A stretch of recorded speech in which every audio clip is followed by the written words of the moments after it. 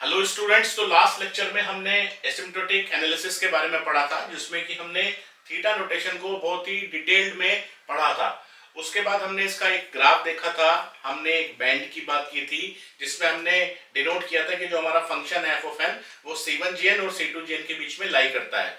इस लेक्चर को कंटिन्यू करने से पहले अगर आपने इसके पहले वाला लेक्चर नहीं देखा है तो पहले आप उसको एक बार रिव्यू कर लीजिए, अदरवाइज ये वाला लेक्चर आपको बिल्कुल समझ में नहीं आने वाला है। ठीक है, तो अब हम अपनी सेकंड नोटेशन की तरफ चलते हैं, जिसको हम बोलते हैं बिग ओ नोटेशन। और अगर थोड़ा सा ब्रीफ रिव्यू हम फर्स्ट वाले लेक्चर का करें तो उसमें हमने ये कहा था कि अगर हम कोई भी रनिंग टाइम लेते हैं या कोई भी इक्वेशन लेते हैं, जैसे कि उसमें हमने एक क्वाड्रेटिक इक्वेशन ली थी, let's suppose f of n equals to n square plus bn plus c।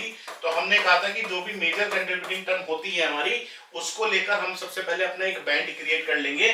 तो हमने उसमें एक बैंड इस तरह का अपना क्रिएट किया था और हमने बोला था कि ये वाला जो एरिया है हमारा, ये n स्क्वायर को कंट्रीब्यूट करेगा। इससे जो लेफ्ट वाली साइड के एरिया है वो n स्क्वायर से छोटे होंगे, जिसमें कि n या कांस्टेंट्स आएंगे, और जो इसके राइट साइड वाले एरियाज होंगे वो हमारे इससे बड़े एरियाज होंगे, n power 3, n power 4, n power 100 और फैक्टोरियल n। इस तरह की हमने बात की थी उसमें।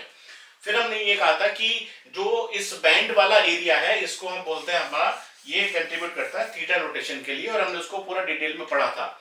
जब ये ग्राफ मैंने आपको समझाया था तो मैंने आपसे ये भी कहा था कि C1GN से स्टार्ट करते हुए ये जो एरिया आपका रहता है, जितना भी मैक्सिमम हो सकता है, ये एरिया हमारा कंट्रीब्यूट करता है कैपिटल O, या जिसको हम बोलते हैं बिग O नोटेशन। अब अगर आप इसकी डेफिनेशन पढ़ें तो ये बोलता है कि big O notation is used to express the upper bound on algorithm running time. अब यहां पर एक चीज ये बिल्कुल क्लियर कर लीजिए कि जब हमने थीटा नोटेशन को पढ़ा था तो थीटा नोटेशन हम यूज करते हैं अपनी एल्गोरिथम का एवरेज टाइम डिनोट करने के लिए, और अगर हमें एल्गोरिथम का वर्स्ट टाइम डिनोट करना है तो उसके लिए हम बिग O नोटेशन को यूज करेंगे, और अगर हमें एल्गोरिथम का बेस्ट टाइम डिनोट करना है तो उसके लिए हम अपनी बिग ओमेगा नोटेशन का यूज करेंगे। ठीक है, उसके बाद ये यही डेफिनेशन इसकी है भी कि it is the measure of the longest amount of time it could possibly take for an algorithm to complete. मतलब कंप्लीट होने में मैक्सिमम उसको कितना टाइम लग सकता है, तो वो जो मैक्सिमम टाइम होगा उसको हम बिग O के टर्म्स में लिखते हैं। इसलिए हम इसको बोलते हैं कि वर्स्ट टाइम हम इसी बिग O के टर्म्स में डिनोट करते हैं। उसके बाद अगर इसकी हम डेफिनेशन की बात करें, जो इसकी इनइक्वालिटी है, याद करिए जब आपने थीटा नोटेशन के लिए पढ़ा था तो आपने ये बोला था कि जो एफ ऑफ एन है वो आपका C1GN और C2GN के बीच में लाई करेगा, और ये बताने की जरूरत नहीं है यहाँ पर कि ये ग्रेटर देन 0 तो है ही। अब बिग O की अगर हम बात कर रहे हैं तो आप सीधा सीधा ये सोचिए कि C2GN का तो कोई मतलब है ही नहीं, क्योंकि इस लाइन को हमने क्या बोला था, ये हमारी C1GN है और ये हमारी C2GN है। अब बिग O का एरिया कहां से कहां तक है, C1GN से लेकर जितना भी आप अपर बाउंड ले सकें। इसका मतलब अगर इसी इक्वेशन में हम इस C1GN को हटा देते हैं, जो कि हमारा है, मतलब अगर C1GN से हम आगे तक चलें, या तो आप C1GN को अगर लें तो C1GN से आगे तक जितना भी रह जाएगा, इसका मतलब मेरा सिर्फ एक कांस्टेंट यहां रहेगा, जिसको मैं बोलूंगा, या तो आप ये वाली लाइन ये एज्यूम कर लें कि हमने हटा दिया, मेरा सिर्फ एक कांस्टेंट रह गया, तो जो मेरा एफ ऑफ एन है वो सिर्फ CGN से लेकर आगे तक बढ़ेगा। इसका मतलब जो मेरी फंक्शन की वैल्यू होगी वो मेरे फंक्शन की वैल्यू होगी f of n is less than equals to C2GN, या इसको मैं बोल दूं कि भाई ये जो C2GN है, इस लाइन को उठाकर मैंने यहां से उठाकर यहां रख दिया सपोज, तो ये C1GN मेरा सपोज है एग्जिस्ट कर ही नहीं रहा है अभी, ये मेरा लोवेस्ट बाउंड है कि इससे कम इस एल्गोरिथम का टाइम हो ही नहीं सकता, और ये मेरा सपोज मैक्सिमम टाइम हो सकता है जिसको मैं बोल रहा हूं CGN। तो मेरे जो एफ ऑफ एन की वैल्यू होगी, जो भी मेरा ये फंक्शन है, ये इस लोअर बाउंड से लेकर और इस अपर बाउंड तक जाएगा। इसलिए जो इसकी इक्वेशन बैठती है वो बैठती है f of n is less than equals to C of G of n, तो उसी से ये आया है। ठीक है, अभी जब हम बिग ओमेगा पढ़ेंगे तो बिग ओमेगा में हम सिर्फ इतने वाला पार्ट कंसिडर करते हैं, बिग O में हम सिर्फ इतने वाला पार्ट कंसिडर करते हैं, और जो बीच वाला पार्ट होता है ये दोनों में कॉमन होता है। इसीलिए हमने थीटा को बोला था कि थीटा एक टाइट बाउंड प्रोवाइड कराता है, बिग O एक अपर बाउंड प्रोवाइड कराता है। तो याद रखिएगा, for big O notation f of n is always less than equals to C of G of n, constant सिर्फ एक होगा C। ठीक है, उसके बाद इसकी जो डेफिनेशन है वो भी ये कह रही है कि big of g of n आप लिख सकते हैं equals to f of n अगर पॉजिटिव कॉन्स्टेंट्स हैं C एंड N0। वहां पर थे C1, C2 एंड N0, यहां पर है सिर्फ C and N0 such that f of n is less than equals to C of g of n for all n greater than equals to N0। This is your N0। Clear हो गया? बिल्कुल, ये definition बिल्कुल clear है। मैंने आपको इसके graph भी बताए थे। अगर एक बार मैं आपको वापस से ग्राफ डिस्प्ले करूं बिग ओ नोटेशन का, तो देखिए बिग ओ नोटेशन का जो ग्राफ है वो ये है कि एक n greater than equals to N0 के बाद जो हमारा CGN है वो हमेशा बड़ा होगा f of n से, या मैं ये कहूं कि f of n is always less than equals to C of g of n for all n greater than equals to N0 and this is our N0। तो ये हमारा ग्राफ हो गया। उससे पहले की हम बात नहीं कर रहे हैं, क्योंकि उससे पहले फिर वही बात आती है जो हमने बात की थी ना कि जब भी एल्गोरिथम का रनिंग टाइम लिखते हैं तो उसमें कुछ कांस्टेंट्स आते हैं, उनके अगर अलग अलग वैल्यूज रख के देखते हैं तो हो सकता है वो कंडीशन वैलिड ना हो, लेकिन एक ऐसा n जिसके बाद ये कंडीशन हमेशा वैलिड होगी हम उसको कंसिडर करते हैं। और हमने ये भी कहा था कि जब भी हम एल्गोरिथम के रनिंग टाइम को निकालते हैं या कंसिडर करते हैं तो n is a very large quantity. ठीक है, चलिए वापस से हम अपनी इसी स्लाइड पर आते हैं बिग ओ नोटेशन की। ये हम सब देख चुके हैं। तो बिग ओ नोटेशन में ये डेफिनेशन आपको बिल्कुल क्लियर हो गई होगी। अब इसमें सबसे पहले वही जैसे क्वेश्चंस मैंने बताए थे कि या तो थ्योरेटिकल क्वेश्चन आएगा या आपको कोई एक इक्वेशन दे देगा और आपसे कहेगा C और N0 की वैल्यू बताइए, या तीसरा हो सकता है कि आपको प्रूव करने के लिए आ जाए, या चौथा हो सकता है कि आपको ट्रू फॉल्स के फॉर्म में आ जाए। ठीक है, तो अगर अभी आप कोई क्वेश्चंस इसमें करना चाहें, हालांकि आप पहले ही कर चुके हैं क्योंकि अगर थीटा आपने पढ़ लिया है तो ये उसी में इंक्लूड हो जाता है, लेकिन फिर भी मैं आपको एक क्वेश्चन करके दिखा देता हूं यहाँ पर। लेट्स सपोज अगर आपने कोई क्वेश्चन लिया कि f of n equals to let's suppose 2n square plus 5। अब आपने कहा कि इसको बताइए बिग ओ के टर्म्स में लिखना है, क्या लिखेंगे? ठीक है, तो वहां पर जब हम थीटा की बात कर रहे थे तो हम कह रहे थे कि 2n plus 5 greater than equals to 2n square less than equals to हमने कोई भी वैल्यू ले ली थी। लेकिन याद करिए मैंने आपको बाद में बताया था कि to get rid of this कि हम बार बार वैल्यू निकाल पुट कर करके देखें n की, हमने क्या कहा था कि इसको हम कर देंगे 2n square plus 5n square. क्यों? क्योंकि 5 is always less than equals to 5n square for n greater than equals to 1 हमेशा होगा। और अगर इसको आप लिखें ये कितना हो गया 2n square plus 5 less than equals to 7n square. अब आपको कुछ सोचने की जरूरत नहीं है, ये आपका क्या हो गया f ऑफ n, ये आपका क्या हो गया n square g of n, ये क्या हो गया आपका c। तो इसका मतलब इस इक्वेशन के लिए c की वैल्यू आपकी 7 हो गई और आप आगे बढ़ करके लिख दीजिए n0 की वैल्यू आपकी 1 आ गई। इसका मतलब कैलकुलेशन बिल्कुल सेम है, जो वही कैलकुलेशन है जो आपने थीटा नोटेशन में की थी, बस यहाँ पर कैलकुलेशन में आपको राइट साइड वाला पार्ट कंसीडर करना है। जब हम बिग ओमेगा पर आएंगे तो सिर्फ लेफ्ट वाला कंसीडर करेंगे। ठीक है, तो कोई फायदा नहीं है कि बार बार मैं सेम एग्जांपल्स लूं, आप थीटा वाले एग्जांपल्स को रेफर करिए, सेम एग्जांपल्स आपके बिग ओ पर भी चलेंगे। अभी बिग ओ के बारे में और भी चीजें हैं कि अपर बाउंड हमने क्यों बोला कि क्या हम 2n स्क्वायर प्लस 5 को सिर्फ big O of n square ही लिख सकते हैं क्या big O of n cube नहीं लिख सकते क्या? ये भी लिख सकते हैं, big O of n cube भी लिख सकते हैं, big O of n power 100 भी लिख सकते हैं। क्यों? सोचकर देखिए आप, क्योंकि इसमें जो आपको इक्वेशन दी हुई है उसमें मेजर कंट्रीब्यूटेंट क्या है n स्क्वायर, तो n स्क्वायर तो आपका यहाँ पर आएगा। उसके बाद जितना भी पार्ट आपका ये बचा n स्क्वायर के बाद जो भी आपका पार्ट बचा वो सब आपका बिग ओ ऑफ n होगा, बिग ओ ऑफ के टर्म्स में होगा, यानी कि big O of n square भी होगा, big O of n cube भी होगा, big O of n square log n भी होगा, big O of factorial n भी लिख सकते हैं, क्योंकि जितना वर्स्ट हो सकती है एल्गोरिथम उतना कर दीजिए उसको आप। ठीक है, और डेफिनेशन भी आपकी यही बोल रही है।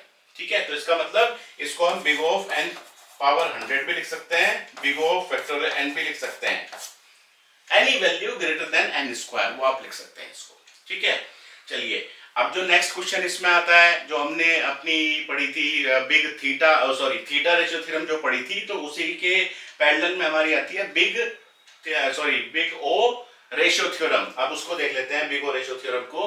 तो ये हमारी आपकी बिग ओ रेशियो थ्योरम होगी जैसे हमारी थीटा रेशियो थ्योरम थी। तो उसमें हमने क्या किया था कि limit n tends to infinity हमने निकाला था f of n upon g of n, और वहां पर हमारा इवेल्युएट होकर अगर ये आता है c, और अगर c की वैल्यू 0 से इंफिनिटी के बीच में रहती है तो हमने कहा था कि उसको हम थीटा लिख सकते हैं। यहां पर क्या होगा बिग ओ के केस में कि उसकी वैल्यू सी भी हो सकती है, और अगर आप इसको देखिए इवैल्यूएट करें, यहाँ लिखा है f of n upon g of n c भी हो सकती है, also includes the case in which limit is zero. इसका मतलब अगर आप बिग ओ की बात कर रहे हैं तो बिग ओ के लिए जो आपकी सी की वैल्यू होगी वो आपकी होगी ये, यानी कि सी की value lies between zero and infinity, और जीरो भी हो सकती है। ठीक है, जीरो भी हो सकती है। ये हमारी बिग ओ रेशियो थ्योरम है। अब इसको प्रूव करके देखिए, आप इसको अप्लाई करके देखिए। जैसे मैंने आपसे भी बोला ना कि जो पहली इक्वेशन हमने ली थी f of n equals to 2n square plus 5, 2n square plus 5 हमने ली थी इससे पहले जो इक्वेशन ली थी, यस 2n प्लस 5 हमने ली थी। अब अगर इसमें आप रख के देखिए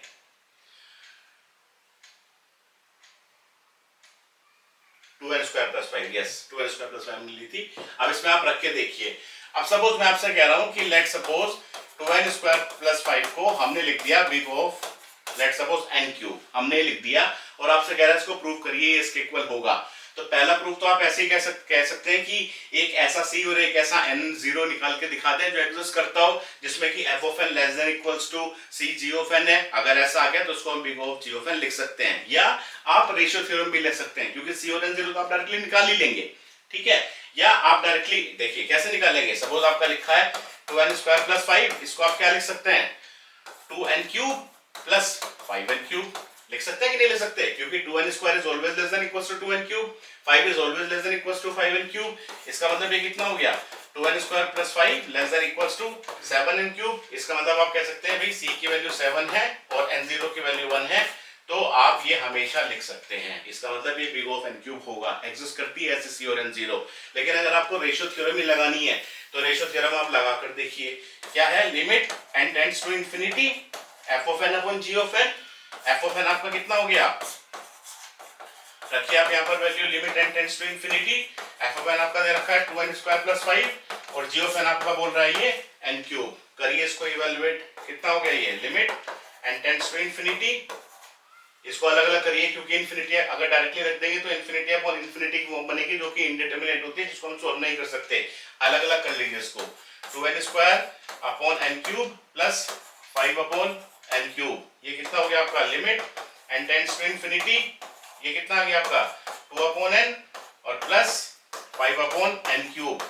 अब अगर आप इसमें n की वैल्यू इंफिनिटी रखेंगे तो 2 upon infinity 0 plus 5 upon infinity 0, तो आपका कितना आ गया 0 प्लस 0 यानी कि 0 आ गया। यानी कि एक ऐसा c आ गया, एक ऐसा c आ गया जिसकी वैल्यू, एक ऐसा c आ गया जिसकी वैल्यू 0 से इंफिनिटी के बीच में लाई कर रही है और 0 भी हो सकती है। इसका मतलब अगर ये है तो इसको मैं बिग ओ लिख सकता हूं, it means it is correct. ठीक है, ये क्लियर हो गया होगा।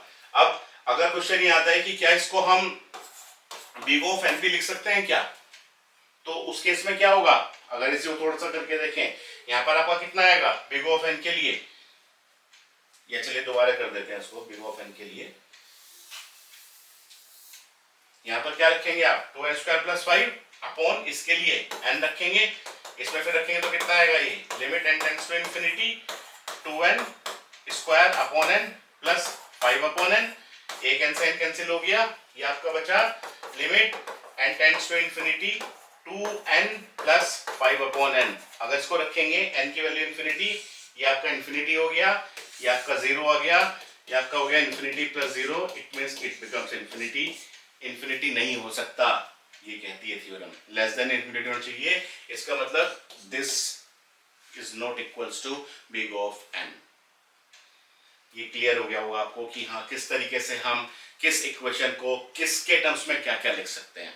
और अगर ये क्लियर हो गया है तो बस सिमिलरली बिल्कुल हमारा थीटा, थीटा के बाद बिग ओ, बिग ओ के बाद हमारा बिग ओमेगा, बिग ओमेगा बिल्कुल इसी तरीके से चलता है, बस उसमें थीटा के लेफ्ट वाला पार्ट आपको ले लेना है। चलिए उसको थोड़ा सा जल्दी देखते हैं। ये फिर हमारा आपका आ गया बिग ओमेगा नोटेशन, बिल्कुल सेम है, बस इसमें क्या आ गया कि ये लोअर बाउंड एक्सप्रेस करता है। यहाँ पर हमारा हम बताते हैं कि जो स्मॉलेस्ट अमाउंट ऑफ टाइम लगेगा एल्गोरिथम का, तो वो हम हमेशा बिग ओमेगा के टर्म्स में लिखेंगे। सपोज मैं आपसे कह रहा हूँ कि एक एल्गोरिथम है जो कि बेस्ट टाइम जिसका सपोज n है, और सपोज जिसका वर्स्ट टाइम n क्यूब है, और जिसका एवरेज टाइम n स्क्वायर है, तो आप हमेशा लिखेंगे कि भाई बिग ओमेगा ऑफ n है, थीटा ऑफ n स्क्वायर है, बिग ऑफ n क्यूब है, क्योंकि वर्स्ट केस के लिए बिग ओ ले लिया, एवरेज केस के लिए थीटा ले लिया और बेस्ट केस के लिए आपने बिग ओमेगा ले लिया। ठीक है, इसमें वही जो आपका एफ ऑफ एन है, देखिए वापस से लिख दे रहा हूं, C1GN is less than equals to f of n is less than equals to C2GN। ये थीटा था, ये आपका पूरा थीटा था। जब आपने बिग ओ लिया था तो आपने राइट वाला पार्ट लिया था ये। जब आप बिग ओमेगा लेंगे तो आप सिर्फ इतना पार्ट लेंगे। It means CGN is less than equals to f of n. क्यों? क्योंकि आपने बैंड ये लिया था, ये सपोज n स्क्वायर था, ये n था, ये कांस्टेंट था, यही तो वाला पार्ट था आपका। इसका मतलब इसको उठा के इधर ले आओ, तो जो एफ ऑफ एन की वैल्यू है वो कहां से कहां तक है, एक मैक्सिमम वैल्यू जो भी उसकी होगी और 0 से बड़ी और इसके बीच में लाइन कर रहा है। इसका मतलब एफ ऑफ एन की वैल्यू ये भी हो सकती है, ये भी हो सकती है, ये भी हो सकती है, ये भी हो सकती है, यानी कि n स्क्वायर भी हो सकती है, n भी हो सकती है, कांस्टेंट भी हो सकती है, अगर इक्वेशन में major contributing term n square है। ठीक है, इसलिए हम कह रहे हैं कि एफ ऑफ एन की जो वैल्यू होगी वो CGN से हमेशा बड़ी होगी, क्योंकि CGN ये है और यहां तक ही चलता जाएगा। ठीक हो गया बिल्कुल।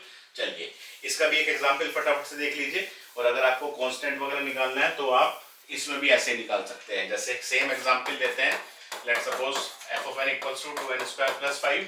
इसमें आपको निकालना है, हम क्या कह रहे हैं, देखिए हमने कहा कि CGN is less than equals to f of n, या इसको आप ऐसे याद रखिए कि इसमें f of n is greater than equals to CGN होता है।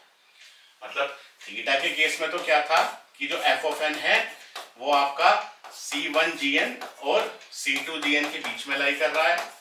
बिग ओ के केस में क्या हो गया कि आपका जो एफ ऑफ एन है वो छोटा होगा CGN से, और बिग ओमेगा के केस में क्या हो गया कि आपका जो एफ ऑफ एन होगा वो बड़ा होगा, वो एफ ऑफ एन जो है वो बड़ा होगा आपका C of G of N से। यही तो लिखा है, f of n is greater than equals to CGN। ये CGN is less than equals to f of n, both are same thing.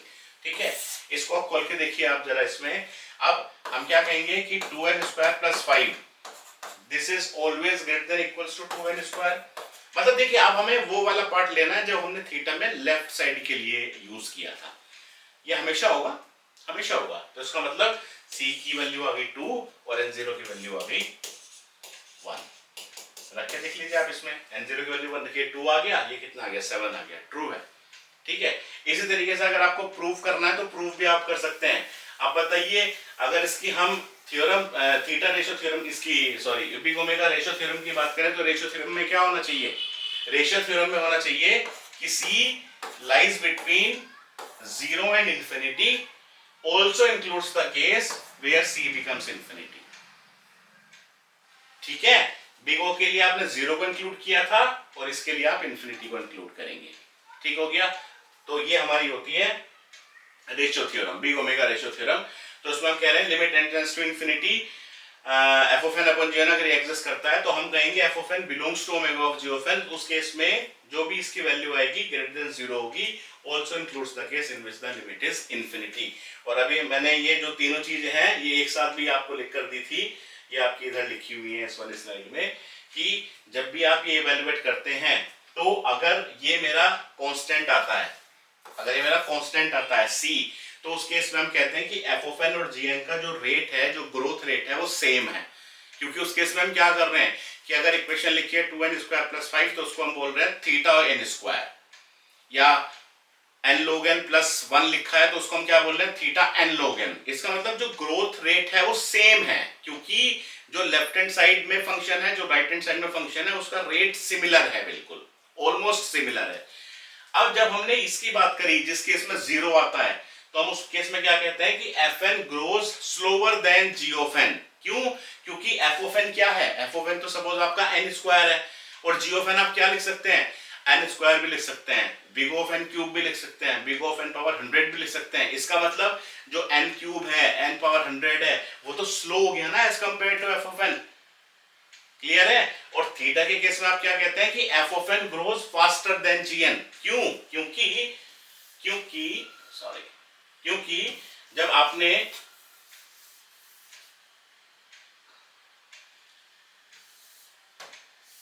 आपने लेट्स सपोज इसी को अगर आपने पढ़ा है, यही एग्जांपल अगर हम लें कि 2n² + 5, क्या ये बिग ओमेगा ऑफ 1 हो सकता है क्या? हो सकता है, बिल्कुल। करके देखिए। Limit n tends to infinity f of n upon g of n कितना हो गया आपका? 1। n की वैल्यू इंफिनिटी रखिए, 2 × ∞² + 5 कितना आ गया? इंफिनिटी आ गया, जो कि हो सकता है। It means this is true, इसका मतलब ये ट्रू है। तो अगर यही इक्वेशन मुझे लिखनी है in terms of big omega, तो बिग ओमेगा में क्या क्या लिख सकता हूँ? बिग ओमेगा ऑफ 1 भी लिख सकता हूँ, बिग ओमेगा ऑफ n भी लिख सकता हूँ, बिग ओमेगा ऑफ 100 भी लिख सकता हूँ, बिग ओमेगा ऑफ n² भी लिख सकता हूँ, big omega of n log n भी लिख सकते हैं। मतलब कोई भी वैल्यू जो n² या उससे छोटी होगी वो मैं बिग ओमेगा लिख सकता हूं। ठीक है, ये कंसेप्ट आपको क्लियर हो गया होगा। अब जो नेक्स्ट इसमें आता है, मैंने आपको बताया था कि जब हमने ये बैंड पूरा डिस्कस किया था अपना, तो ये भी हम पढ़ चुके हैं, हाँ। अब जब हमने अपना बैंड डिस्कस किया था, तो बैंड डिस्कस करते हुए हमने ये कहा था कि ये जो एरिया हमारा थीटा का है और ये जो एरिया हमारा बिग ओ का है और ये जो हमारा बिग ओमेगा का एरिया है, इसमें हमने कहा था कि ये तो मेरा हो गया टाइट बाउंड। टाइट होता है ना, the area sandwich between C1Gn and C2Gn। ये जो मेरा हो गया पूरा, इसको हमने बोला था कि हमारा क्या होता है? ये मेरा अपर बाउंड होता है। और ये जो मेरा पार्ट होता है इतना, इसको हम बोलते हैं लोअर बाउंड। इतना जो एरिया होता है, क्योंकि इसको हम बिग ओमेगा के टर्म्स में लिखते हैं। ये मेरा होता है बेस्ट केस के लिए, ये मेरा होता है वर्स्ट केस के लिए, और ये मेरा होता है एवरेज केस के लिए, किसी भी एल्गोरिथम का। अब जो बिग ओ होता है और जो बिग ओमेगा होता है, ये टाइट हो भी सकता है, नहीं हो सकता है, क्योंकि इसमें थीटा का एरिया आता है। फिर मैंने आपको बताया था कि बिग ओ का वो एरिया जो कभी भी टाइट नहीं होगा, इट मींस दिस वन, ये मेरा क्या होता है? लिटिल ओ। उसी तरीके से बिग ओमेगा का वो एरिया जो कभी टाइट नहीं होगा, यानी कि ये वाला टाइट वाला एरिया छोड़ दिया, ये हमारा क्या हो जाता है? Little omega. और ये हमारा क्या हो जाता है? लिटिल ओ। यही उसमें लिखा है। इसका मतलब अगर लिटिल हो गया, तो सोच के देखिए, अगर आपके सामने कोई भी इक्वेशन है 2n² + 5, क्या उसको मैं लिटिल ऑफ n² लिख सकता हूं? नहीं लिख सकता, क्योंकि लिटिल ऑफ n² इक्वेशन भी 2n² + 5 है, तो टाइट हो गया ना, नहीं हो सकता, क्योंकि n² तो ये है। तो क्या होगा? इसका मतलब अगर कहीं पर लिखा है 2n² + 5, और अगर आपको इसको, अगर कहीं पर लिखा है 2n² + 5 और अगर आपको इसको लिटिल ओ के टर्म्स में लिखना है, तो लिटिल ओ के टर्म्स में आप इसको n³ लिख सकते हैं। लिटिल ओ के टर्म्स में आप इसको n² log n लिख सकते हैं, little o of n power 100 लिख सकते हैं। लेकिन इसको आप कभी भी लिटिल ऑफ n² नहीं लिख सकते, या लिटिल ऑफ 1 नहीं लिख सकते। मतलब कोई भी ऐसी टर्म जो n² या उससे छोटी हो, वो लिटिल ओ के टर्म्स में आप नहीं लिख सकते। इसीलिए जो इसकी इक्वेशन है, उसमें अगर आप देखें तो लिखा है f of n is less than c of g of n, equals to नहीं है। और इक्वल्स टू नहीं है, इसका मतलब इसमें जो c की वैल्यू आपकी आएगी वो हमेशा 0 होगी। जो कांस्टेंट c आएगा जब इवैल्यूएट करेंगे तो हमेशा 0 होगी। और अगर लिटिल ओमेगा की बात करते हैं तो इसकी वैल्यू हमेशा इन्फिनिटी आएगी आपकी। यही उसकी डेफिनेशन बोलती है। लिटिल ओमेगा में क्या होगा कि CGN हमेशा लेस देन होगा, इक्वल्स टू का साइन नहीं होगा इसमें भी। और जब आप इसको इवैल्यूएट करेंगे तो ये आपका होगा इन्फिनिटी। आप खुद से कुछ एग्जांपल्स ट्राई करिएगा, बुक्स को रेफर करिएगा। मेरे जो नोट्स हैं मैं अटैच करूंगा हर एक लेक्चर के साथ, उनको आप रेफर करिएगा।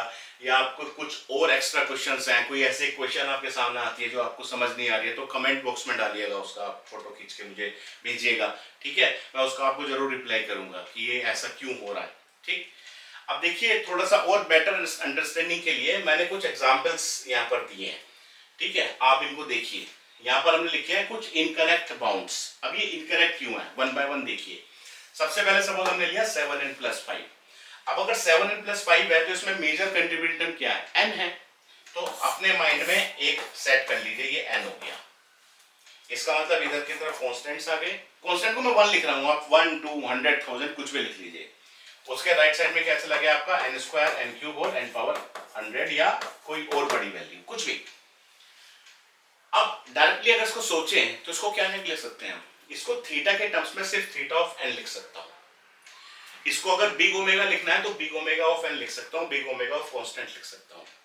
अगर बिग ओ लिखना है तो बिग ऑफ एन लिख सकता हूँ, बिग ऑफ एन स्क्वायर लिख सकता हूँ, बिग ऑफ एन क्यूब लिख सकता हूँ, बिग ऑफ फैक्टर एन लिख सकता हूँ।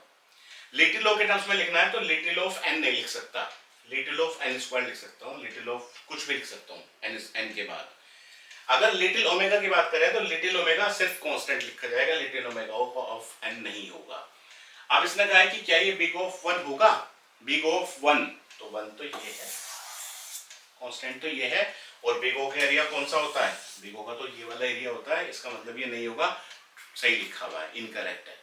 इसी तरीके से 2n + 3 बिग ऑफ वन नहीं होगा, क्योंकि वही n आ गया ना, ये n है, ये कांस्टेंट है, कांस्टेंट इधर आ गया। सेकंड इसने लिया 3n² + 16n + 2, इसमें बैंड बन गया n स्क्वायर का, तो n स्क्वायर का बैंड बन गया, और क्या बोल रहा है बिग ऑफ n, तो n किधर हो गया, n तो लेफ्ट साइड में हो गया, जबकि n स्क्वायर के लिए तो big of n², big of n³ big of n⁴ and something else greater than any value वो हो सकता है, लेकिन बिग ऑफ n नहीं होगा। तो इसी तरीके से बाकी इनकरेक्ट बाउंड्स लिखे हैं, आप इनको देख लीजिए, कहीं कोई डाउट आता है तो पूछ लीजिएगा। चलिए आगे चलते हैं। फिर हमने कहा कि कुछ लूज बाउंड्स को पढ़ते हैं। अब लूज बाउंड्स क्या होते हैं, लूज बाउंड्स वही होते हैं जो टाइट नहीं होते, जैसे 2n + 3 है। अब अगर 2n + 3 को आप लिखें θ तो वो टाइट हो गया, लेकिन अगर आपने लिखा बिग ऑफ n² तो लूज हो गया ना, क्योंकि उसके बाद चला गया, हमने एक अपर बाउंड वैल्यू ले ली। इसी तरीके से 4n² को आपने लिखा बिग ऑफ n⁴ लिख सकते हैं, 2n³ को आपने लिखा बिग ओमेगा ऑफ n² कम कर दिया, लिख सकते हैं, क्योंकि लूज हो गया, वो टाइट वाले एरिया में नहीं रहा।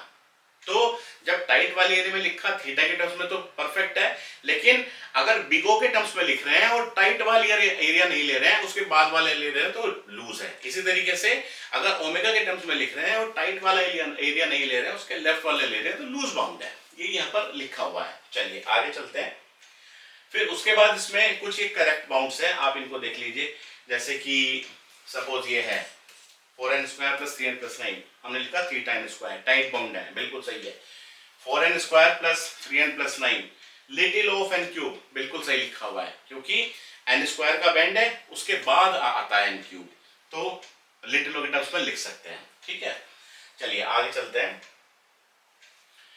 उसके बाद फिर इसमें कुछ ये प्रॉपर्टीज हैं हमारी एसिम्प्टोटिक नोटेशंस की, जैसे कि ये जो ये कोरिलेशन मेंटेन करती है। कोरिलेशन का मतलब ये हो गया कि अगर f of n = θ of g of n है, इसका मतलब उनका ऑर्डर सेम है, तो f is equals to g।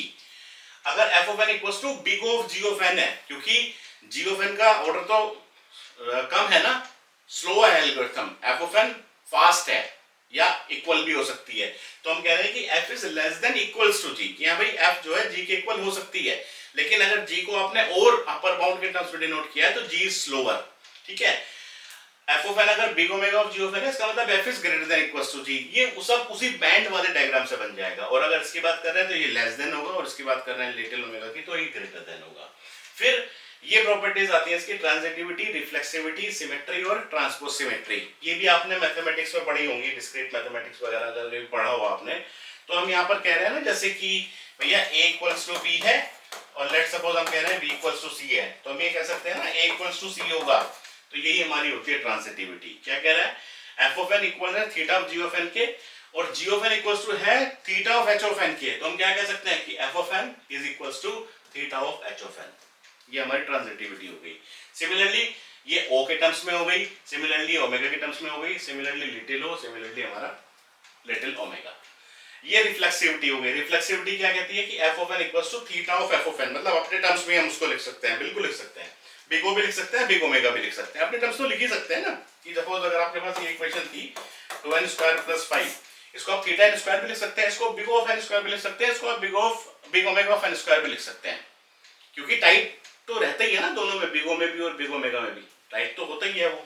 चलिए, तो this is our last slide, जिसमें कि हम सिमेट्री की बात कर रहे हैं। सिमेट्री का मतलब क्या हो गया कि अगर f of n = θ of g of n है, ऐसा कब होगा, जब f of n का और g of n का ऑर्डर इक्वल होगा, सिमिलर रेट होगा, सिमिलर ग्रोथ रेट होगा। तो f of n = θ of g of n if and only if g of n = θ of f of n, तभी हो सकता है, अदरवाइज नहीं हो सकता। ट्रांसपोज सिमेट्री क्या होती है, ट्रांसपोज मतलब जैसे कि रोज को कॉलम्स में चेंज करना, ये आपने पढ़ा होगा एक्सेल वगैरह में। तो जैसे अगर f of n = big O of g of n है, ऐसा कब होगा, जब g of n equals to big omega of f of n होगा। ऐसा तभी हो सकता है ना, क्योंकि देखिए इसको एग्जांपल के आपसे समझिए। मान लो आपके पास यही इक्वेशन में लेकर चल रहा हूं 2n स्क्वायर प्लस 5n है, ठीक। ये आपका मान लीजिए f ऑफ n। अब आप इसको बिग ओमेगा बिग ओ के टर्म्स में लिखना चाह रहे हैं। लेट्स सपोज मैंने इसको लिख दिया बिग ऑफ n पावर 4। बिल्कुल हो सकता है ना, बिग ऑफ n पावर 4। तो ये हो गया f of n equals to big of n हो गया। इफ एंड ओनली इफ कब होगा, g of n equals to big omega of f of n। अब ये मेरा फंक्शन हो गया, अब ये मेरा फंक्शन हो गया g ऑफ n, ठीक है। तो अब मैं कह रहा हूं कि g ऑफ n मेरा कितना है, g ऑफ n है मेरा n पावर 4। बिग ओमेगा के टर्म्स में क्या हो सकता है, ये f ऑफ n होगा। यानी कि अगर इसको मुझे बिग ओमेगा के टर्म्स में लिखना है तो मैं क्या लिखूंगा, n पावर 4 भी लिख सकता हूं, n क्यूब भी लिख सकता हूं, n स्क्वायर भी लिख सकता हूं, n भी लिख सकता हूं, कांस्टेंट भी लिख सकता हूं। यानी कि n स्क्वायर तो लिख ही सकता हूं ना। तो इसका मतलब ये फंक्शन f ऑफ n ही तो हो गया जो आपने n स्क्वायर के टर्म्स में लिखा। इसलिए कह रहे हैं ट्रांसपोज सिमेट्री होती है कि अगर f of n equals to big of g of n है, कब होगा, अगर g of n equals to big omega of f of n होगा। समझ के देखिए, बड़ा इजी है, ठीक है। इसी तरीके से लिटिल लो की बात कर रहे हैं। लिटिल लो में भी अगर f ऑफ n आपने इसके टर्म्स में लिखा है तो फिर जो g ऑफ n आपका आएगा वो आपका इसके टर्म्स में आएगा। सेम है, सिमिलर। और कंपैरिजंस की बात कर रहे हैं, यहां पर कह रहे हैं कि अगर f of n is asymptotically smaller है g ऑफ n से, तो क्या कहेंगे कि f of n equals to big of g of n। तभी तो हो गया ना, f ऑफ n छोटा है यानी कि g ऑफ n बड़ा है। तो यही इक्वेशन अगर है 2n स्क्वायर प्लस 5, तो ये मेरा है 2n square plus 5 f of n है। अगर मैं लिटिल लो के टर्म्स में लिखूं तो n पावर 4 लिख सकता हूं ना। ये n स्क्वायर इसका ग्रोथ रेट क्या है, n स्क्वायर इसका ग्रोथ रेट क्या है, n पावर 4। तो f of n is एसिम्प्टोटिकली smaller than gf1 अगर ये होगा तो, ठीक है। बिल्कुल सही बात है, ये स्मॉलर है। और अगर इसका उल्टा देखें, f of n asymptotically larger कब होगा, अगर f of n equals to big omega of g of f हो। जैसे अगर आपने कहा 2n स्क्वायर प्लस 5, इसको अगर लिटिल ओमेगा के टर्म्स में लिखना है तो n लिख सकता हूं, लिख सकते हैं ना। तो इसका मतलब क्या हो गया, यहाँ पर f ऑफ n लार्ज हो गया ना, क्योंकि इसका ऑर्डर तो n स्क्वायर है और g ऑफ n का ऑर्डर कितना है, n है, ठीक है। So it concludes the lecture about asymptotic notations and asymptotic analysis. अगर आपके कोई भी क्वेश्चंस होंगे तो आप बिल्कुल पूछिएगा, क्योंकि ये कंसेप्ट समझ में आना बहुत जरूरी है, ठीक है। अब जो हम अपना नेक्स्ट लेक्चर स्टार्ट करेंगे उसमें हम अपनी एल्गोरिथम को देखेंगे। एक एल्गोरिथम हम लेकर चलेंगे इंसर्शन सॉर्ट, और हम ये देखेंगे सबसे पहले कि अब एल्गोरिथम की एनालिसिस कैसे की जाती है, एल्गोरिथम को किस तरीके से स्टेप बाय स्टेप पढ़ा जाता है। जो अभी हम बात कर रहे थे कि हम रनिंग टाइम निकालते हैं, या जो क्वेश्चंस आपकी ये निकाली ये किस तरीके से निकलती हैं हमारी, ठीक। तो उस एल्गोरिथम की एनालिसिस भी करेंगे पैरेलली। तो वो लेक्चर थोड़ा सा बड़ा होगा, क्योंकि हम ये भी देखेंगे कि स्यूडो कोड को कैसे रीड किया जाता है, किस तरीके से लिखा जाता है, किस तरीके से ब्लॉक्स को रीड करना है, किस तरीके से हर एक स्टेप का रनिंग टाइम कैलकुलेट करना है, फिर किस तरीके से उसको फाइनली सम करके हम रनिंग टाइम निकालेंगे। फिर जो हमारे अलग अलग केसेस होते हैं, जो भी हमने बात करी कि best case, average case, worst case, वो किस तरीके से हमारे निकलते हैं, ठीक है। एल्गोरिथम अगर इस तरह की बन जाएगी तो वर्स्ट हो जाएगी, इस तरह से लेकर चलेंगे तो बेस्ट हो जाएगी। किस तरीके से हमें एल्गोरिथम्स लिखनी चाहिए ऑप्टिमल वे में, जो कि हमें मिनिमम टाइम में मैक्सिमम रिजल्ट्स दे, या जल्दी आउटपुट हमें मिले एल्गोरिथम का। तो यही हमारे नेक्स्ट लेक्चर का पॉइंट रहने वाला है कि हम रनिंग टाइम निकालना सीखेंगे एल्गोरिथम का, और एल्गोरिथम को कैसे एग्जीक्यूट करना है वो देखेंगे, ठीक है। Thank you.